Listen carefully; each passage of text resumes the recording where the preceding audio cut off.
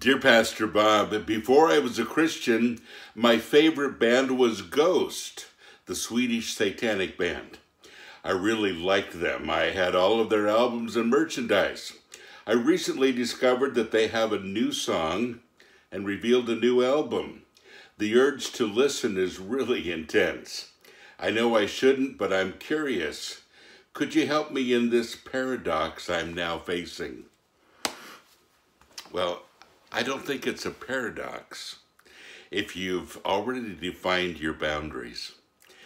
There's kind of a feeling that anything that I listen to or watch is okay because it's not going to affect me.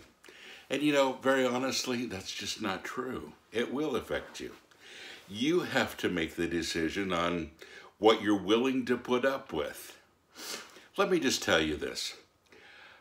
Advertisers spend millions of dollars advertising their product on television and radio and social media, whatever. Why? Because they know that it'll capture your thoughts. That little jingle that they use to promote certain things sticks in your brain. And when you think of a product, many times you can think of the little jingle, the little song that goes along with it. Why? Because it sticks in there. And for you to think that music or media goes into your head and doesn't affect you is just not true. It will. You have to decide what you're willing to put up with. And it's different for everybody, Some people say, well, it just doesn't affect me. Yeah, it does. I love that excuse. I love that excuse because it just isn't true. There are people, I remember one day talking to this guy that was going through depression, really severe depression. And a lot of times I can tell him what his favorite bands are, but this was a few years ago. And I said, what are your favorite bands? And he said, Depeche Mode. And I said, oh, Depressed Mode. What a surprise. The more he listened, the more depressed he got. It's a depressing band. There's other bands that are too. And you may be saying, oh, no, they're not depressing. They are. Music really defines our moods, defines our thinking, so many things. And when we feel like we're not affected by it, that just isn't true. Now, I love music, and I don't just listen to Christian music. I listen to a lot of things, but I draw the lines.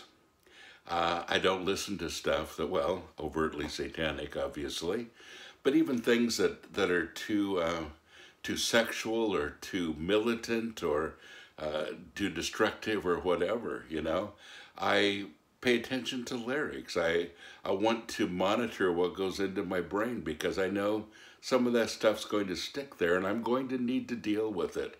Whether I think I am or not, I am. So this is a decision that we all make. What do I allow to come into my head? What are my limits? What are my boundaries? I can't set that for you. You have to set it for yourself. I know what mine are. And if you've never taken the time to set some boundaries, to say, this is what I'm going to let come into my brain, and I'm going to stop here. I've decided that I'm not going to let these kinds of things come into my mind. You have control. It doesn't have to be something that you simply deal with. You have control.